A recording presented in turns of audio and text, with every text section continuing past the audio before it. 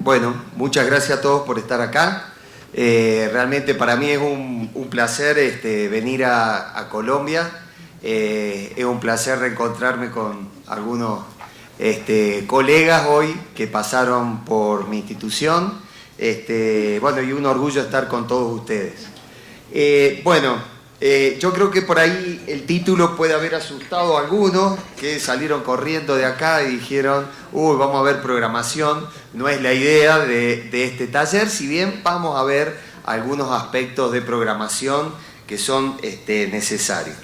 Antes de empezar, quiero decir, bueno, que obviamente Varian patrocina este simposio, recibo una compensación de Varian para realizar esta presentación, pero voy a hablar como Daniel, su colega, a quien me pueden preguntar lo que sean y lo voy a dar desde un punto de vista de usuario y no como de empleado de la compañía.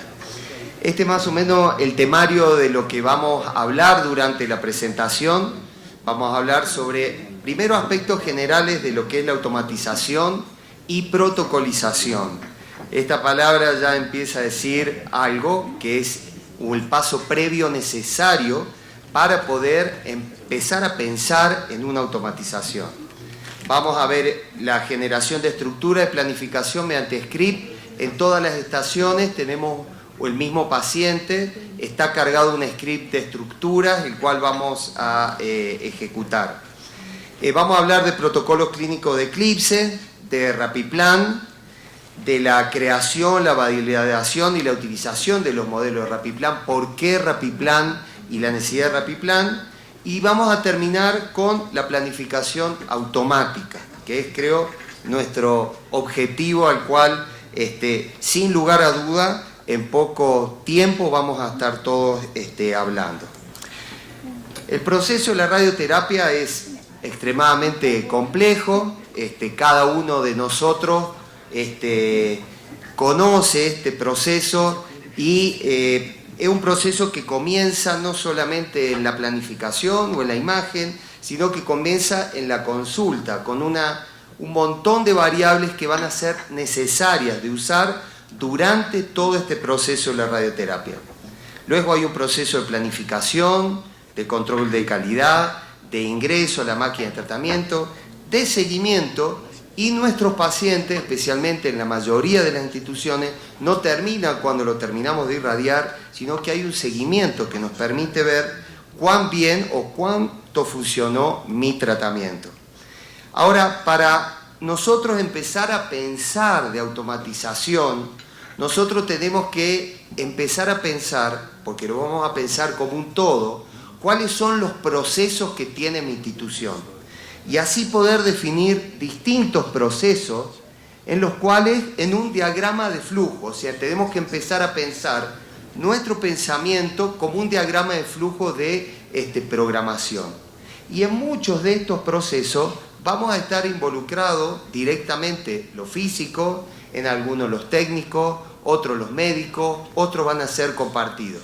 Pero tenemos que pensar todo de una forma diferente, no de ir a hacer el trabajo, sino empezar a pensar como una forma de un flujo de trabajo que nos permita empezar a organizar de una forma mental. O sea, el proceso de la radioterapia puede sonar medio feo para alguien, pero es lo mismo que un proceso de fabricación en una fábrica. O sea, nosotros tenemos un input, tenemos un proceso, tenemos un output, tenemos una inspección y tenemos un cliente al cual nosotros le ofrecemos nuestro servicio. Obviamente, nuestro customer es el paciente, ¿no es cierto?, al cual nosotros vamos a brindar, pero el proceso es exactamente el mismo.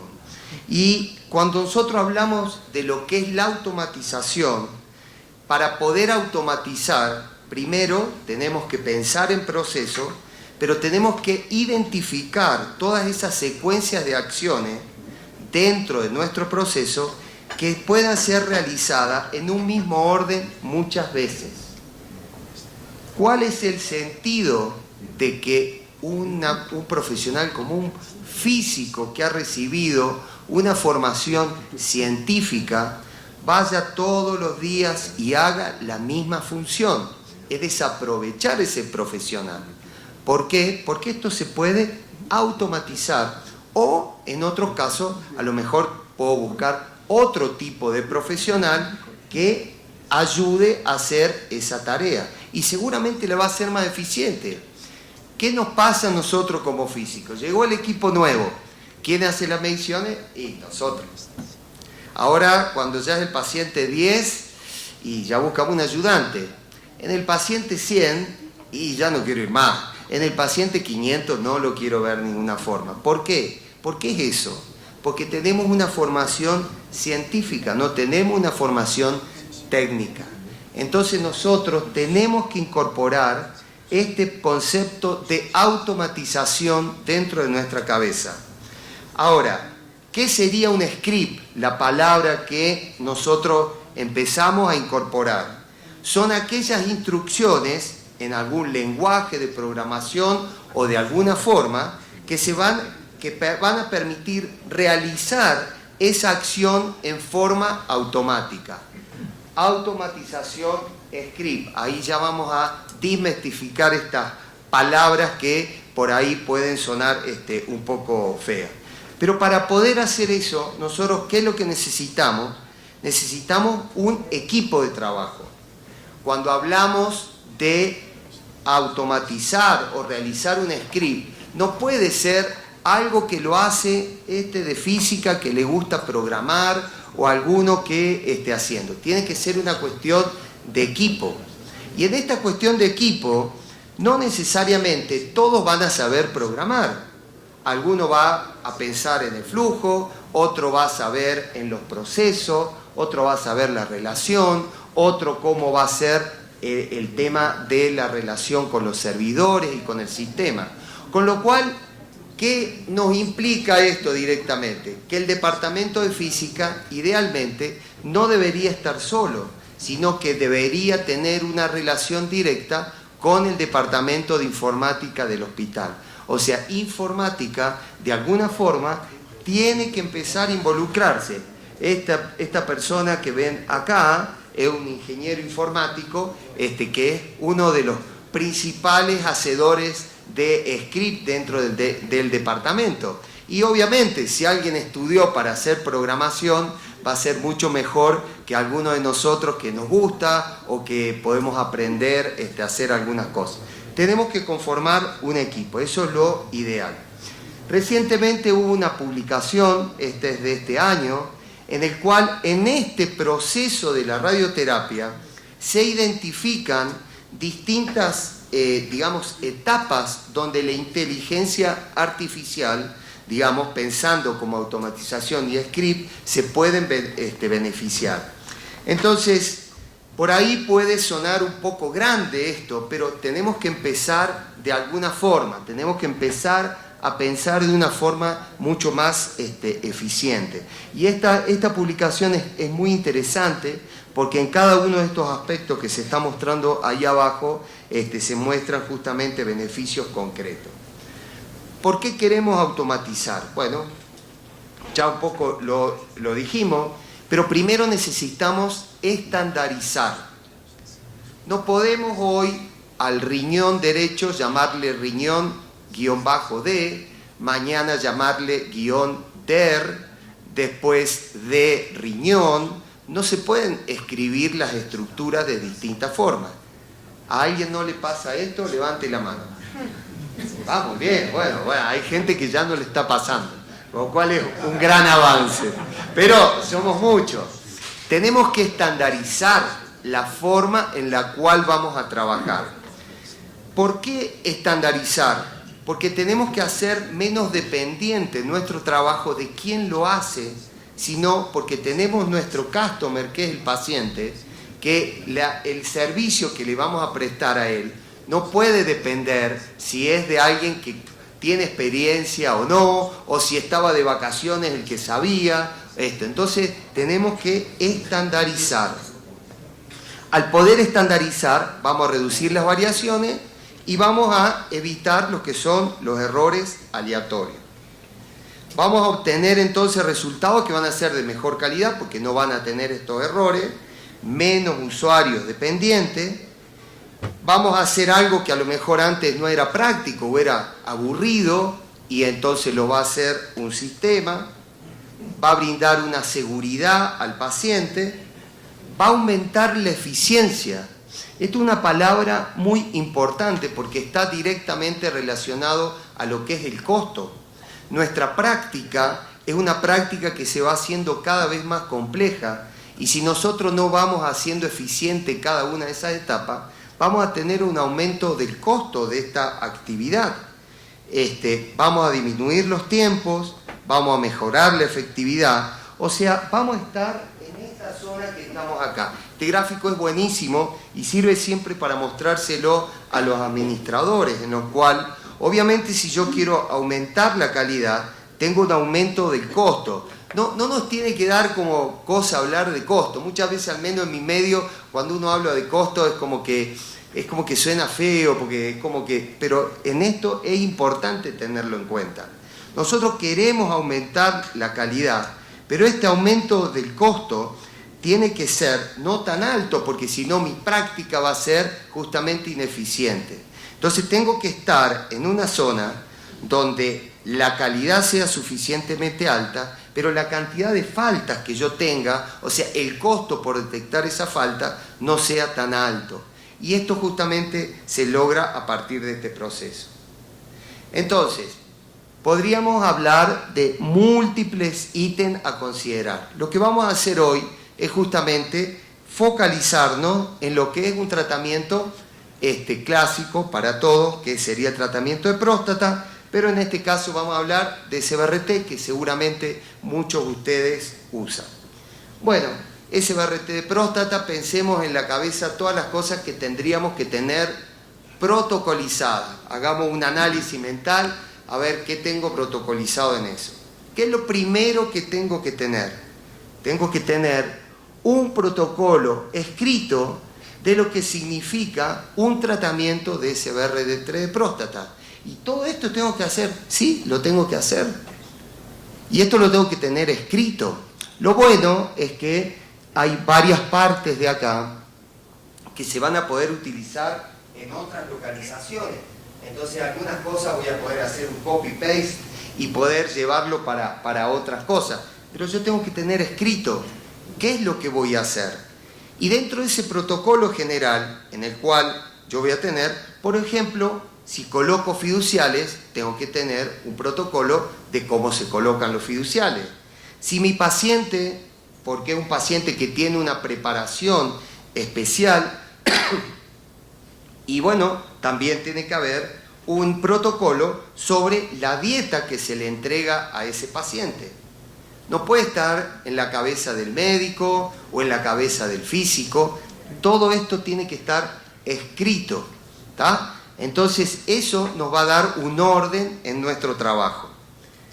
Cuando hacemos la simulación, tenemos nuestro protocolo de simulación, cada uno lo va a hacer de alguna forma, y cuando haga la tomografía de este paciente, yo necesito tener un instructivo de cómo se realiza la simulación, idealmente un instructivo bajo una norma que el día que mi institución quiera certificar alguna certificación internacional, yo voy a tener ya un modelo, que es lo que las certificaciones internacionales solicitan para lo que es las acreditaciones, en los cuales voy a tener una revisión, una cosa, y obviamente los documentos que yo haga no van a ser documentos que van a ser iguales en el tiempo, van a ir cambiando, con lo cual van a ir teniendo revisiones a lo largo del tiempo.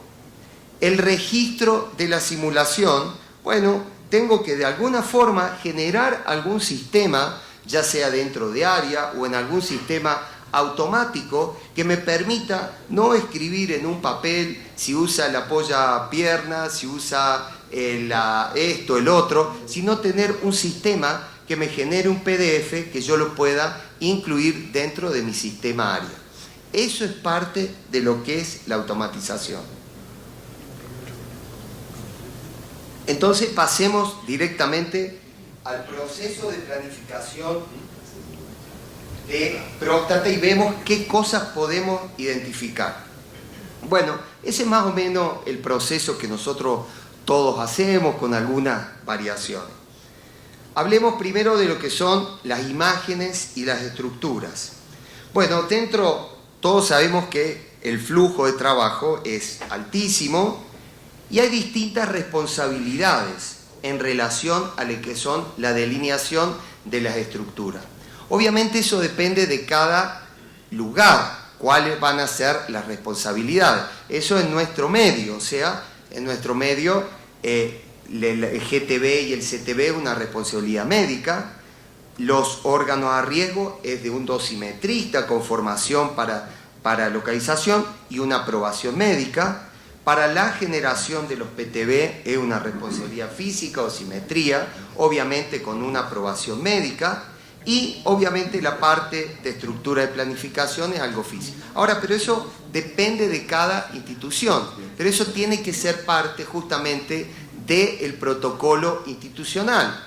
O sea, no puede haber alguien que me dibuje un PTB, porque el concepto no se puede, es irreal si alguien va a dibujar un PTB, porque no se tiene en cuenta lo que es el error de setup o el margen interno, que es otro concepto totalmente diferente. O sea, esos conceptos como físicos no tenemos que transar, tenemos que poder establecer las cosas como tienen que ser, y tenemos documentos internacionales que nos ayudan. ¿Dónde se hacen delimitaciones de estructura? Bueno, la preparación para la planificación, intratratamiento, post-tratamiento para el seguimiento. Ahora, cuando hablamos de las estructuras, existe un documento justamente que es el TG263, donde esto está estandarizado. En realidad, cuando nosotros empezamos a hacer esta cuestión de automatización, nos cansábamos de decir, acá hay un doctor y encima yo lo conozco, está allá, pero bueno, es cosa personal. ¿Hay otro médico presente en la sala? ¿No? Uy, 2, 3, bueno, tenemos varios espías, pero bueno, ¿qué va a hacer? Nos cansamos de decir, escriban el nervio óptico de esta forma. ¿De qué forma lo quieren escribir? Entonces lo escribían de una forma, de otra. Entonces, ¿qué empezamos a hacer? Dentro de los scripts empezamos a hacer sinónimos. Entonces teníamos una lista de sinónimos que cada vez iba siendo más grande y estaba mal porque estábamos encarando mal la solución del problema. El problema se soluciona diciendo, existe este documento que tiene lineamientos en cómo nombrar a las estructuras. ¿Por qué? Porque es un lineamiento pensado en después utilizar ese nombre como una variable dentro de una planificación. Y entonces, además, hasta hay un Excel donde uno puede generar, y así uno puede generar el nombre de una estructura. Entonces, obviamente, toda planificación va a tener lo que son contornos manuales, que serían los CTB o los GTB. Existen algunos sistemas actuales que hacen una muy buena aproximación. Contornos que pueden ser automáticos. En Eclipse existen una aplicación que puede obtener estas estructuras en forma manual. Pero, ¿cómo vamos a empezar? Lo que vamos a empezar justamente, luego que definamos de qué forma se van a llamar las estructuras, vamos a empezar a usar los mismos protocolos que tienen en el mismo Eclipse. Y entonces, en el mismo Eclipse, van a poder definir cada estructura. Y si veamos, por ejemplo, la uretra, en que donde la uretra, digamos, tiene sus propiedades, y hay un diccionario de estructura que está la uretra con un código. Si vamos a la misma codificación del 263, bueno, justamente aparece la uretra con el mismo código. Esa codificación que parece... ¿Importa esto? Sí, sí importa muchísimo porque estamos pensando adelante. Y cuando empezamos a pensar, nosotros decíamos, ¿y qué pasa con el color?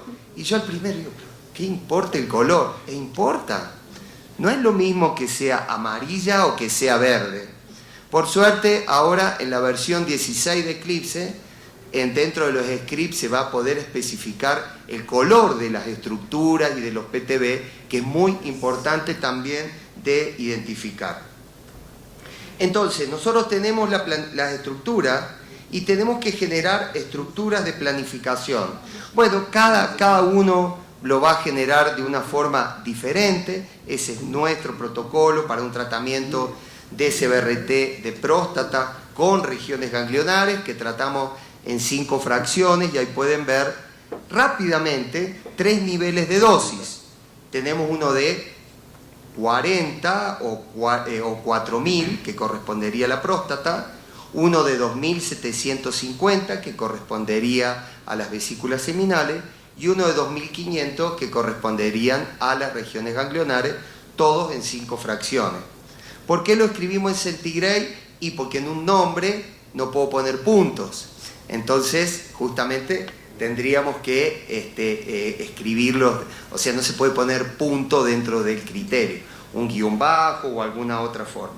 Y hay otras estructuras de planificación que son importantes, como por ejemplo el PTB total. Si uno tiene distintos niveles de dosis, necesita ese PTB total para poder identificar el centro de masa y así poner el centro de los haces de radiación. Y otras estructuras, como en este caso, que son intersecciones entre el PRB del recto con el PTB, el trígono, la uretra. Bueno, otras estructuras que no viene al caso justamente el concepto. Pero, por ejemplo, tenemos que hacer los PRB, entonces en el mismo nombre de la estructura, de acuerdo a como se especifica en el 263, uno va a poner justamente cuántos milímetros se extiende esa estructura. Entonces, simplemente viendo la estructura, uno ya está viendo. Bueno, pasó, peleamos un tiempo, que esto y lo otro, ahora se nombra de esa forma. No hay forma de hacer. Pero yo le tengo que hacer un poco la vida fácil al médico y crear esos templates. Entonces, cada vez que yo baje mi paciente, asocio ese template o ese protocolo clínico a ese paciente para que el médico vaya llenando con los nombres que ya van a estar especificados tal cual como se hace. Y eso, que uno lo va a crear una sola vez, se va a poder usar. ¿Cuántos usan protocolos clínicos en el dibujo de estructura? Levanten la mano. Bueno, bastante. Ok, bueno, bastante. A los que no lo hacen, el año que viene, cuando otro de la charla, esperemos que todos levanten la mano, y créanme que va a ser el primer paso a hacerse la vida cada vez más fácil. Entonces, hablamos de las estructuras de planificación.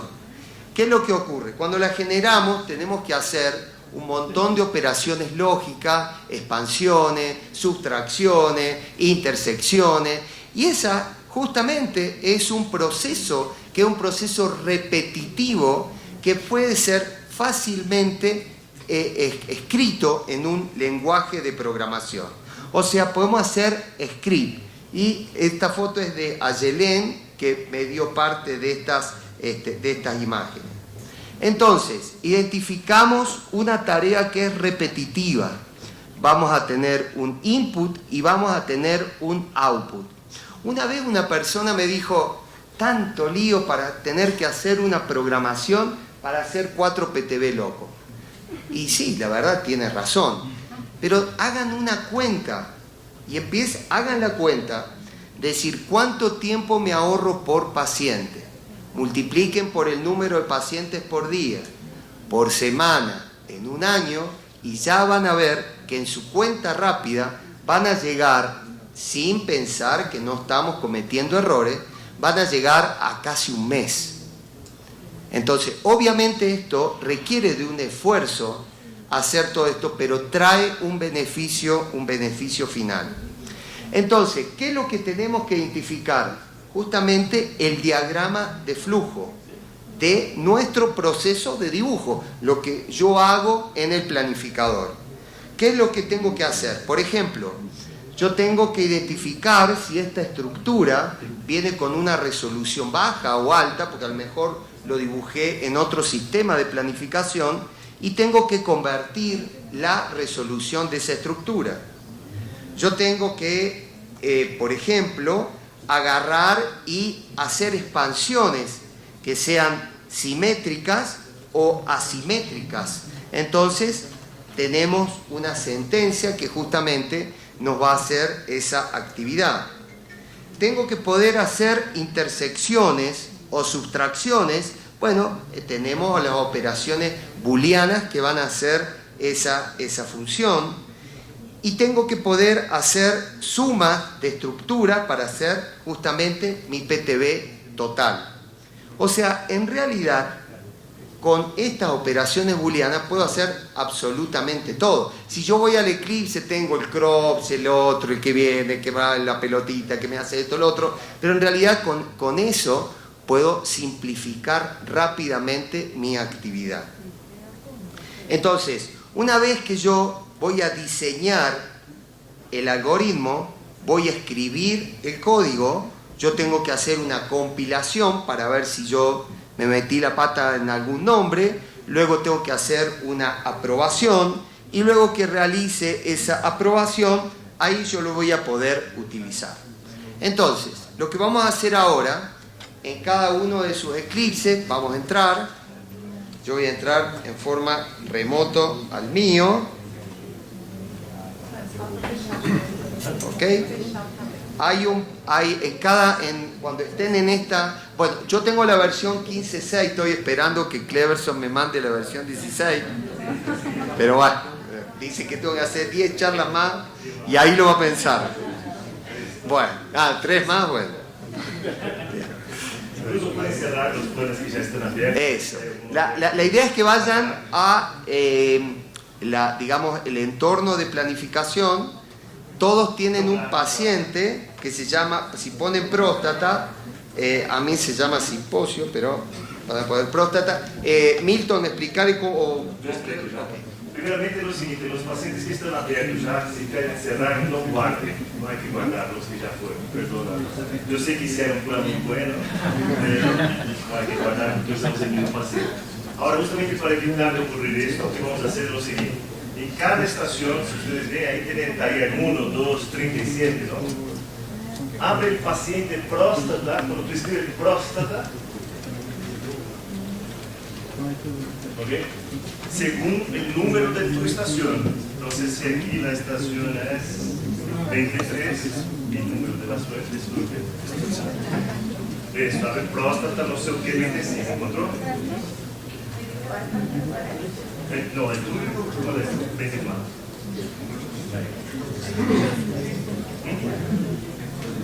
¿Alguien tiene dudas?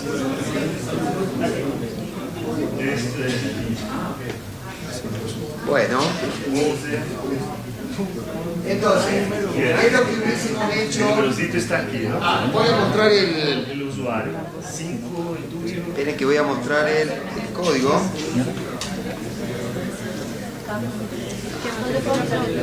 Está aquí, perdón, 29. ¿Has encontrado?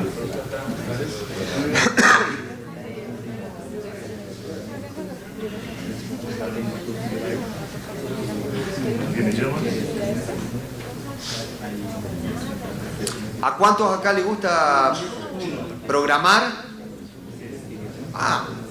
Pero esto es muy bueno, bueno. ¿Qué es lo que...? Bueno. El entorno que se utiliza de programación se llama Visual Studio. Esto se baja gratis. En realidad cuando empezamos con esto, yo dije, uy, de vuelta a programar, porque yo me había quedado con el Turbo Pascal y algo de Delphi hace 15 años atrás.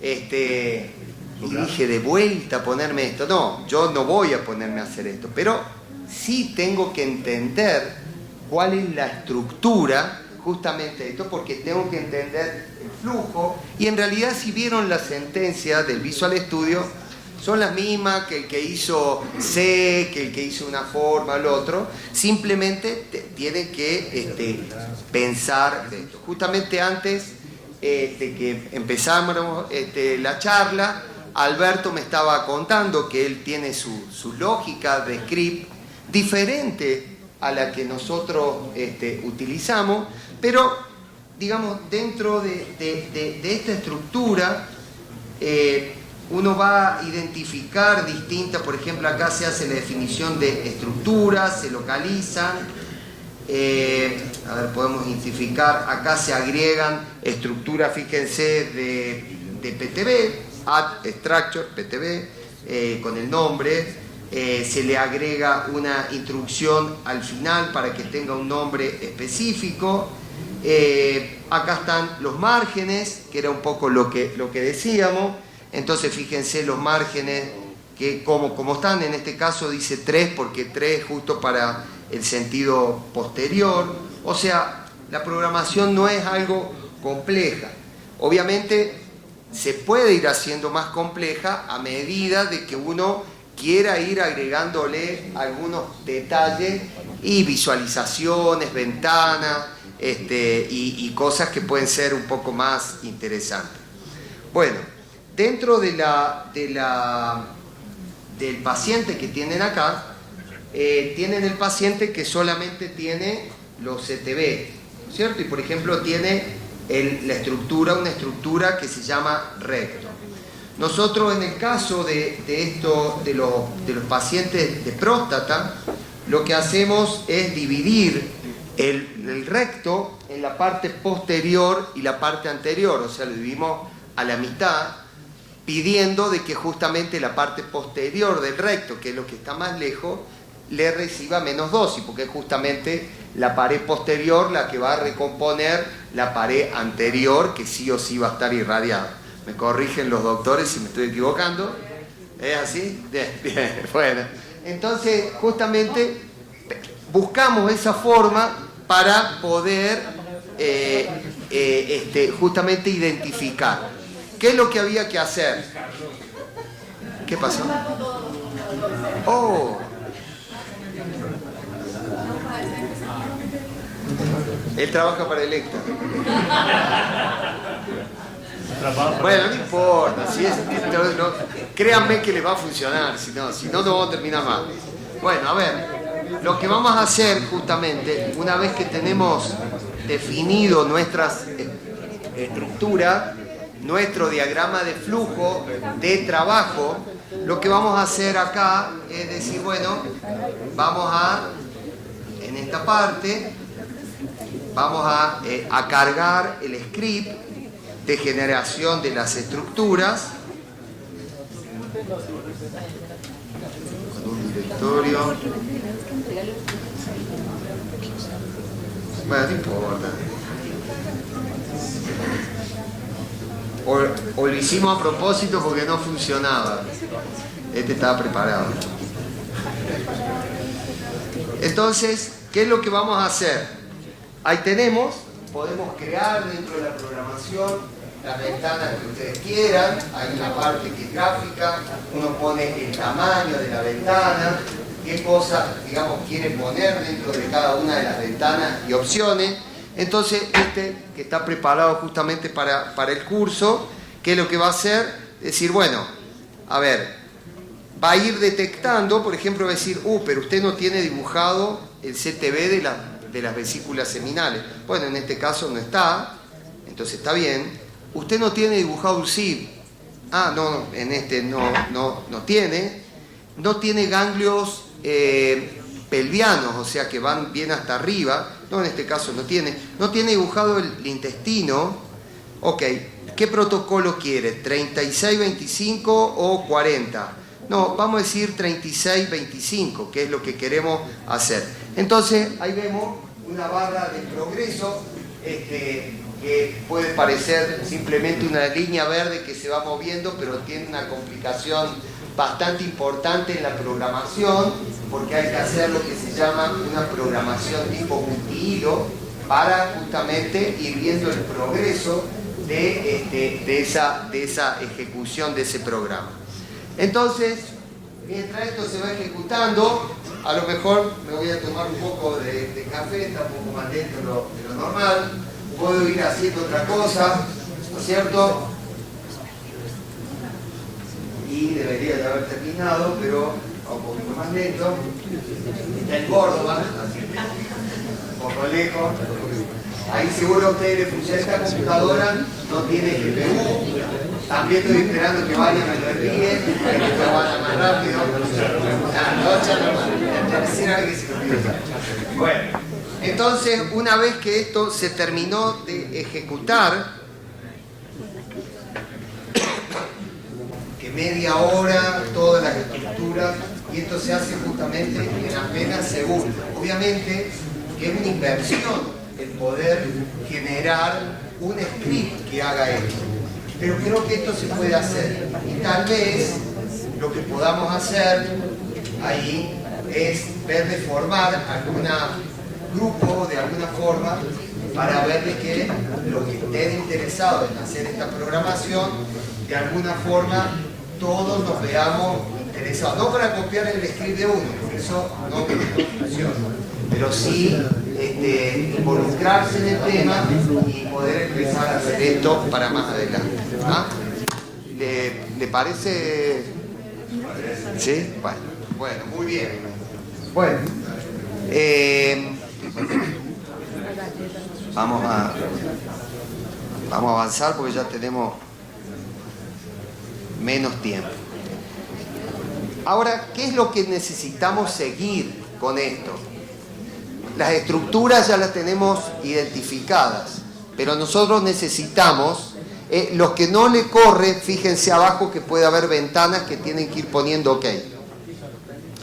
Necesitamos definir el fraccionamiento, la dosis prescripta, la dosis mínima, la dosis máxima, un equivalente radiobiológico, la dosis de los órganos a riesgo, y tenemos que definir otros índices. Esto también tiene que ser parte de mi protocolo. No puedo en cada plan poder establecer qué es lo que voy a hacer. Esto lo tengo que tener escrito y es responsabilidad principal nuestra poder generar este tipo de protocolo donde justamente yo voy a decir, para cada tratamiento, esto se hace una sola vez, yo voy a poder identificar la cantidad de fracciones, cuál va a ser mi dosis mínima, mi dosis máxima, cómo la voy a definir, cuáles son mis constraints de dosis. Y justamente cuando yo tenga todo esto ordenado, esto es lo que voy a poder poner dentro del mismo Eclipse. Ahora, no puedo llegar a este paso si no me puse de acuerdo cómo nombrar a la estructura. Es como que no se puede. Pero piensen el tiempo que perdemos cada vez que vamos a hacer una planificación y decir, bueno, ¿cuáles eran los constraints para este paciente? Escribirlo a mano, uno por uno, 1000 veces. Es una pérdida de tiempo que no puede ser. Cada plan de tratamiento y cada localización debe tener protocolizado la modalidad de tratamiento. Si yo voy a usar un arco, si voy a usar 2 arcos, si voy a usar una energía, si voy a usar la otra. Estas cosas se hacen siempre igual. No pueden ser, hoy vine más estricto, le pongo 5 arcos, mañana vine apurado, le pongo uno solo. No es así. Estas cosas se tienen que protocolizar y establecer siempre de la misma forma. Así también, ¿cuál van a ser mis campos de setup? Si esto va a tener un combin, si voy a tener un portal anterior, un portal lateral, cuáles van a ser mis objetivos de optimización, mis criterios de aceptación, cuál va a ser el sistema de control de calidad paciente específico. Entonces, si yo tengo definidos los nombres, tengo definido mi prescripción de dosis, ¿qué es lo que puedo hacer? Y tengo mis scripts, ojalá, puedo hacer un protocolo clínico. Y justamente en Eclipse, nuevamente este Eclipse 15.6, ustedes lo pueden ver y lo pueden seguir en cada uno de sus computadoras. Si van a la parte, voy entrando acá al mío, para ir viendo dónde está, y así. ¿Quién usa protocolo clínico? Vamos a empezar por ahí. Bueno, ya hay menos manos, ¿no? Bastante menos manos. Bueno, esto está en su Eclipse y vino gratis. No hay ninguna licencia adicional para poder hacerla. O se paga aparte. No. ¿No? Es gratis, ¿no? Ya veo que no era gratis y... Nada es gratis. Entonces vamos a entrar acá.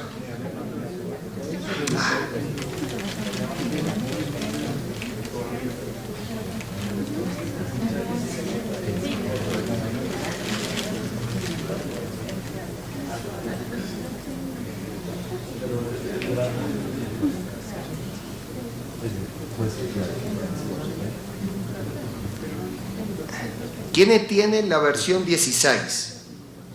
Wow, tienen plata acá en Colombia, ¿eh? Tengo la versión 15.6. ¿Quiénes tienen la 15.6? Bueno, algunos la tienen, bien. Bueno, fíjense, si ustedes van acá abajo donde dice planificación, acá está esto que se llama protocolos clínicos. Y esos protocolos clínicos, en la parte inferior, dice administrar protocolos clínicos. Entonces, si uno entra ahí, tiene todos los protocolos clínicos que tengan definidos. Entonces, supongamos que vamos a ver el de próstata 3625. ¿Qué es lo que va a tener definido? Las estructuras, qué tipo de estructura es y con el nombre, el color, cuál va a ser el objetivo del plan, eso es muy importante, ya lo voy a mostrar por qué. La configuración del plan con la energía, los objetivos de optimización con sus prioridades y cómo voy a revisar mi plan. Ya está absolutamente todo ahí adentro. Entonces, cuando yo haga mi planificación, lo que voy a hacer es agregar una referencia a un protocolo clínico. Y una vez que yo lo agregue, para crear mi plan, voy a tener que poner un punto de referencia. En este voy a agregar la energía. Y ahí me va a decir qué estructuras no estaban dentro de la lista, porque este agarré uno cualquiera. Y automáticamente se va a cargar todo. Todo adentro. No tengo que hacer nada. Objetivos de optimización, cómo tengo que aceptar mi plan, todo automáticamente ahí. Obviamente que esto es un trabajo de hacerlo, pero es una única vez que lo tengo que hacer. Entonces, el protocolo clínico, ahí podemos ver la lista, hay cómo se cargan todos los arcos. Obviamente después voy a tener que ir a la geometría para poder centrarlo en forma manual. Ahí tengo mis estructuras, objetivos del plan, lo de optimización, y luego, ¿qué es lo que voy a tener? Una vez que yo termine mi plan y mi cálculo de dosis, esta es la que más les gusta a los médicos, en esta parte de acá abajo, van a ver directamente si cumple con los objetivos que yo quiero hacer o no.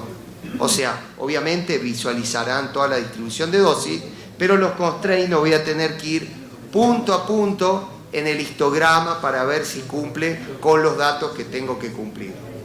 O sea, y una cosa interesante en esto es el hecho que durante la optimización de la planificación inversa se va a abrir una ventana en la parte derecha de abajo donde me va a ir diciendo con un código de colores si se está cumpliendo con el objetivo de optimización o no.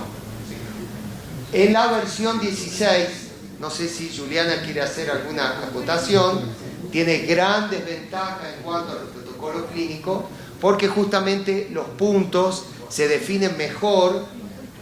Yo lo usé una vez nomás, no sé, Juliana, si querés decir. ¿Ok? Dale. No voy a mostrar aquí, pero el clínico 2 de la versión 16 ve como casi la misma funcionalidad que tenía antes, pero mejorada. Entonces, ustedes van a tener...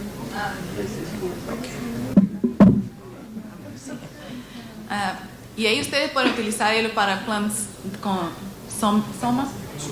Suma y también para todos los tipos de planeación y poner ahí para cada plan. No tiene que tener un protocolo clínico, pero estoy mirando aquí que es muy importante tener un protocolo clínico. Entonces, si tenemos tiempo y ustedes quieren también mirar un poquito más de cómo se funciona, le muestro ahí en el booth. Se va allá y muestro.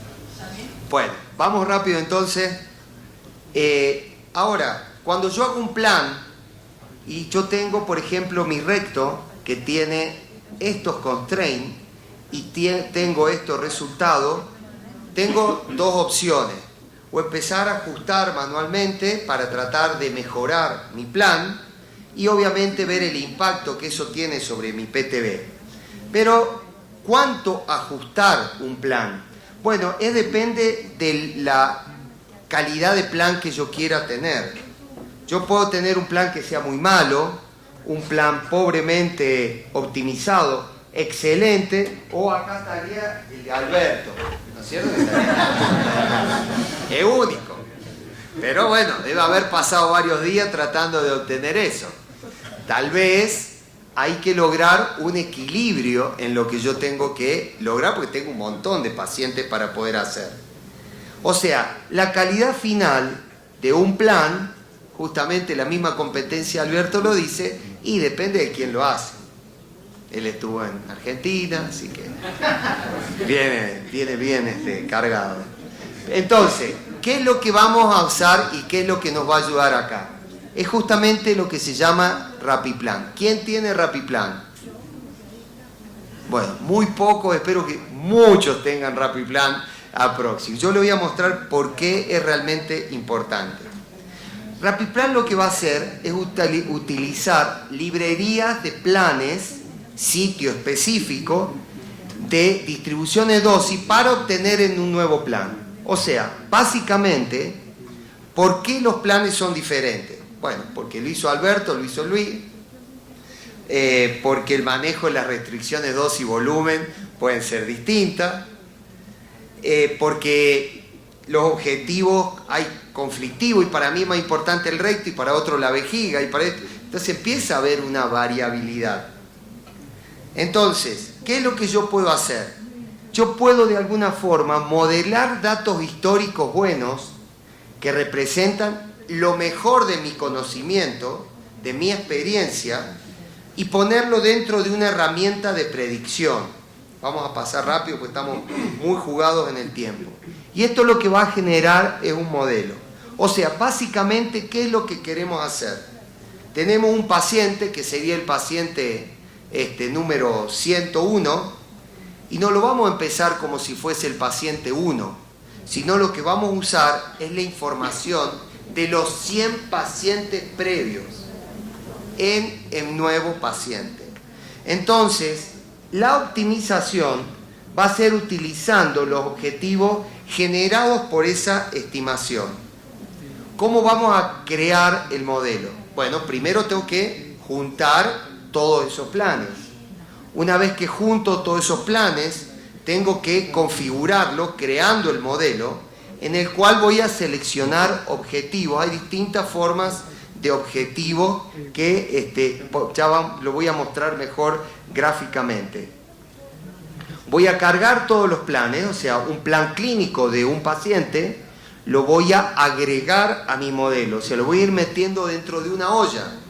Y dentro de esa olla, acá pueden ver, está seleccionado el PTV, y tengo un montón de resultados de un montón de pacientes que tienen la misma prescripción, pero algunos tenían el recto más chico, otro más grande, otra las cabezas femorales estaban más cerca, más grandes. O sea, lo que tenemos que tener dentro del modelo es la variabilidad anatómica, para que cuando yo haga un nuevo paciente, el sistema vea cuál de todos esos pacientes era anatómicamente parecido y justamente hacer una predicción de la distribución de dosis, qué es lo que puedo obtener en ese paciente. Una vez que yo cargo todos estos datos, genero mi modelo, se van a generar ciertos valores estadísticos, resultados del aprendizaje, que no hay mucho tiempo, no sé cuánto, ¿tengo 3 horas más? ¿No hay problema? No. Bien, tengo valores atípicos, ¿no es cierto? Por ejemplo, fíjense acá en este caso, esta es la vejiga. Entonces nosotros tratamos los pacientes con vejiga llena, pero bueno, esta obviamente tenía la vejiga muy llena. Entonces esos valores atípicos ¿qué me van a hacer?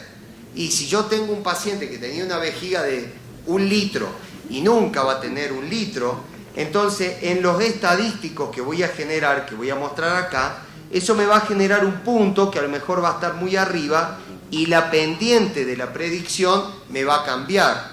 Entonces tiene que haber un cierto valor de normalidad en el resultado.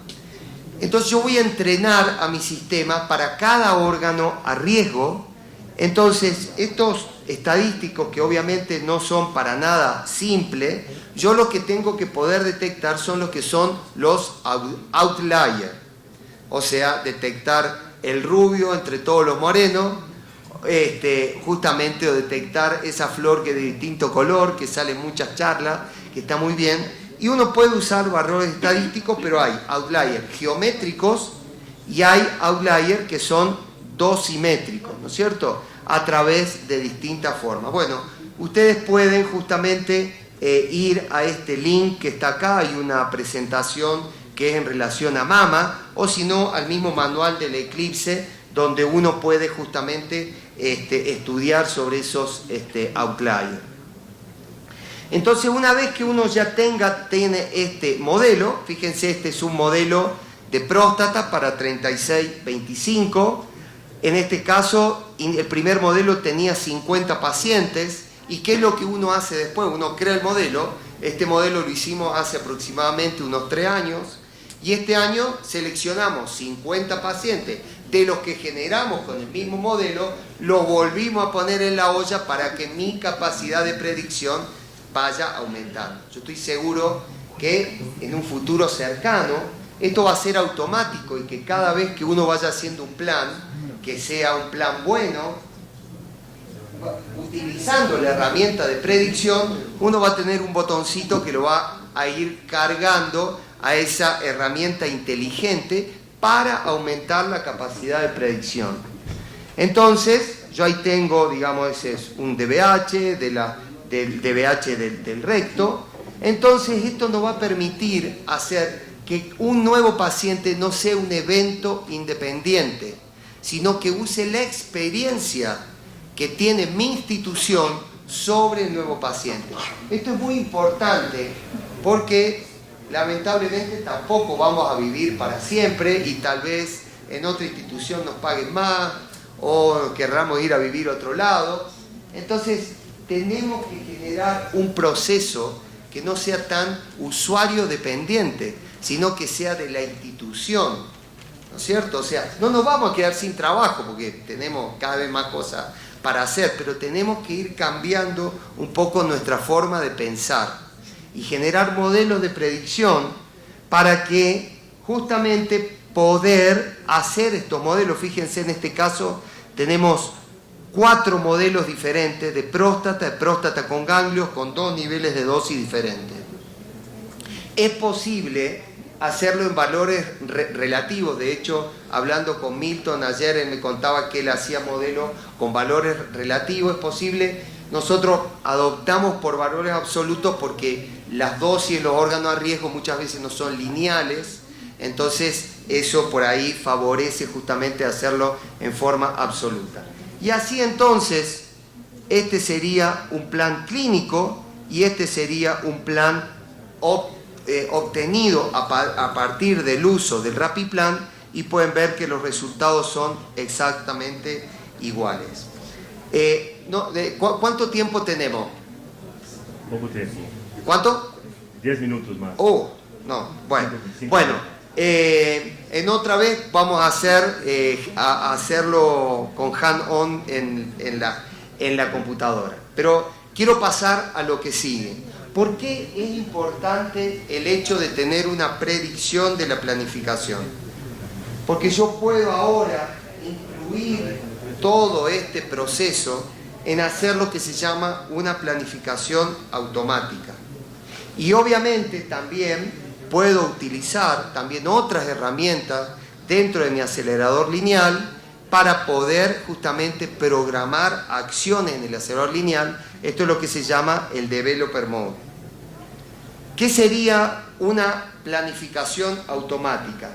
la idea era que lo ejecutáramos, pero el tiempo es tirano, como dicen. Bueno, nuevamente igual, definir la lógica. ¿Cuál sería la lógica que vamos a hacer? Primero vamos a, justamente, crear un plan. Este es el entorno gráfico que tiene planificación automática. Nosotros actualmente tenemos planificación automática en próstata, en recto y en cabeza y cuello para distintos protocolos. Se van a cargar las estructuras, va a decir si uno quiere ejecutar el RappiPlan o no.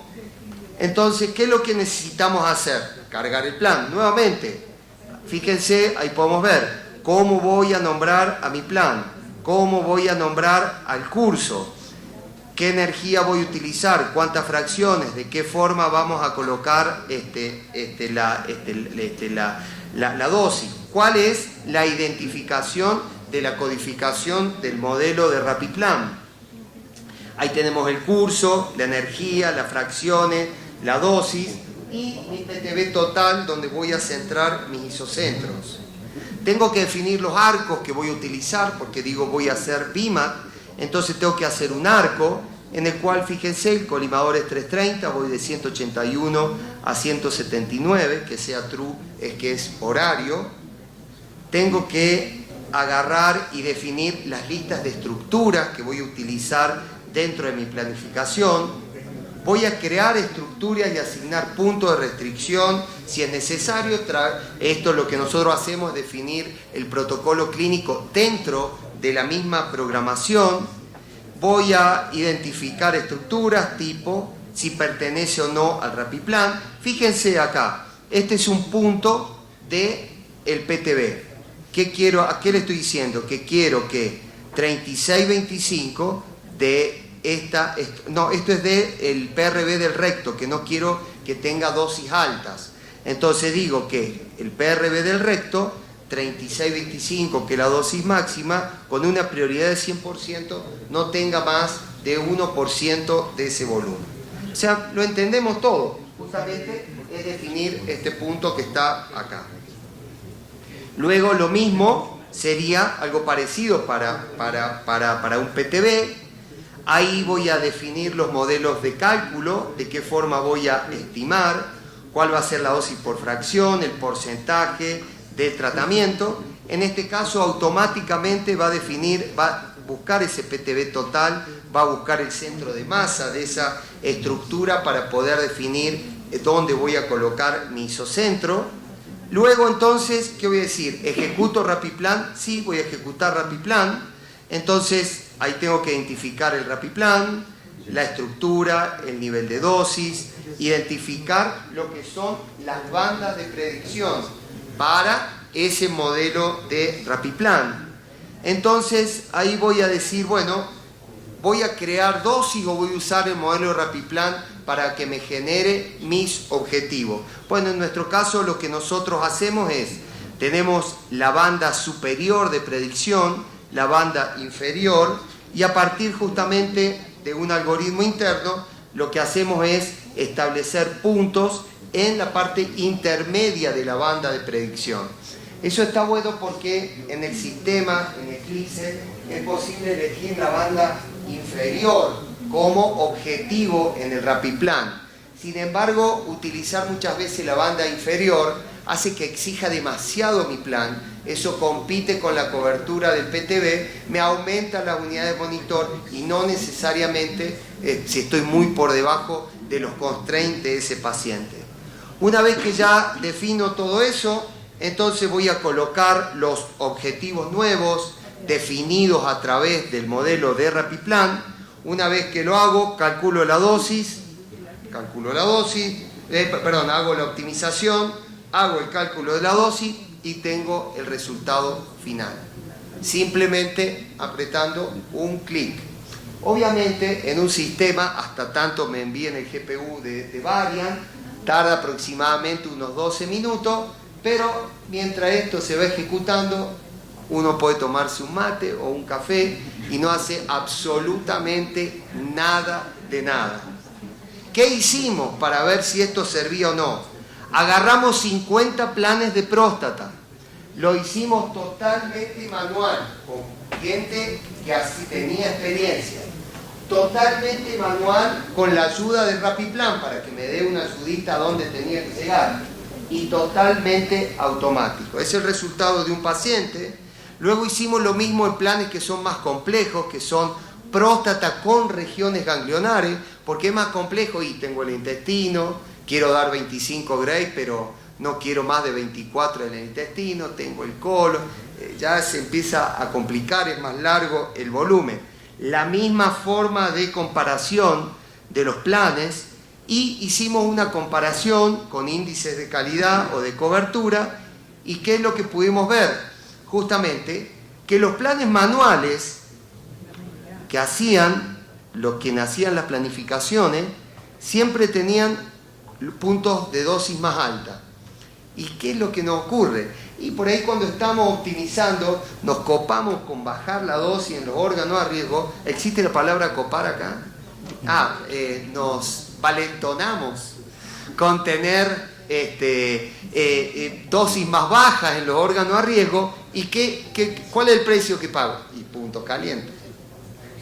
¿Cuál es el precio que pago? Aumentan las unidades de monitor. Si yo pierdo el foco dentro de mi planificación porque quiero que sea mejor, aparte de perder el tiempo, y voy aumentando unidad de monitor, voy aumentando justamente el nivel de complejidad y la dosis alta. Y los planes automáticos mejoraron el índice de conformidad comparado tanto a los planes manuales como usando el Rapiplan. Y lo mismo, similar, los resultados con próstata con ganglios. ¿Y qué podemos ver también? Si yo aumento la complejidad de mi plan, aumento las unidades de monitor, bueno, seguramente el control de calidad me va a dar bien, porque tampoco es tan complejo. Pero si yo empiezo a achicar el índice de comparación y empiezo a ver que el precio que pago justamente es disminuir la cantidad de valores gamma que están dentro de la tolerancia. O sea, nada es gratis cuando uno va haciendo una planificación. Bueno, lamento tan poco tiempo que tenemos, lo habíamos hablado antes de venir acá, pero ¿qué podemos concluir? Esto es un proceso complejo, bien, que va a requerir tiempo, esfuerzo, y hay una inversión que los médicos tienen que entender de esta inversión, porque esta inversión justamente hace a la estandarización institucional y no de una persona. Requiere un equipo de trabajo. Puede corresponder a algo grande o algo chico. O sea, no importa a dónde quiero estar, pero empecemos justamente por algo, porque esto se viene, esto no es algo que es ajeno, a mí no me va a pasar. Va a pasar, y cada vez los sistemas van a ser más inteligentes.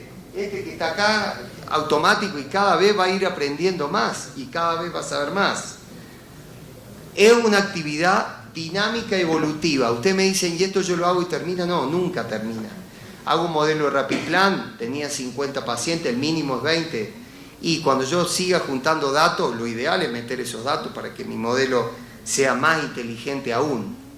Si yo no estandarizo, no puedo hacer ningún proceso automático. Empiecen con los nombres de la estructura. La verificación de todo este proceso automático es tan importante que hay un TG que está a punto de salir justamente en relación a esto. Y en la última APM, justamente esto de automatización fue una de las cosas más taquilleras que se hicieron. Todo el proceso de la radioterapia se está viendo favorecido por la automatización, y esto va a traer tratamientos que van a ser más eficientes porque se van a hacer en menos tiempo y van a haber mejores resultados.